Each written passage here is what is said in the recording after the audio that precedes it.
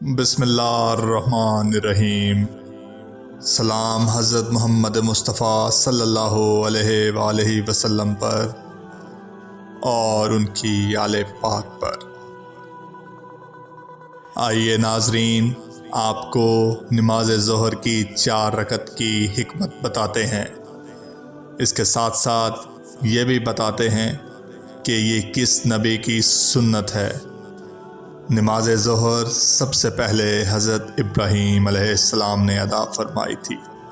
آپ علیہ السلام نے اس وقت ادا فرمائی جب آپ اپنے بیٹے حضرت اسماعیل علیہ السلام کو ذبح کرنے کے امتحان میں کامیاب ہو گئے تھے۔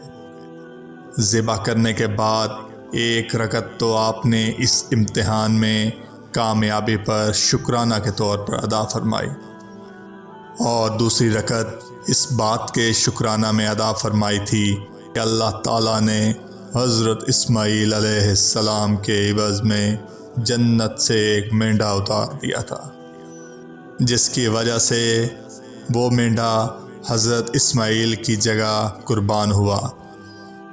جبکہ تیسری رکعت حضرت ابراہیم علیہ السلام نے اس لیے شکرانے میں ادا فرمائی کہ اللہ تعالیٰ نے حضرت ابراہیم علیہ السلام سے قرآن پاک میں یہ فرمایا، یعنی ہم نے آواز دی، اے ابراہیم، بلا شبہ تم نے اپنا خواب سچ کر دکھایا، اور ہم نیکوکاروں کو اسی طرح بدلہ دیا کرتے ہیں۔ آپ نے چوتھی رکعت اس بات کے شکرانے پر ادا فرمائی کہ اللہ تعالیٰ نے حضرت اسماعیل کی صورت ایسا صابر بیٹا عطا فرمایا جو اس سخت امتحان میں نہایت صابر اور صبر کا پہاڑ بن گیا۔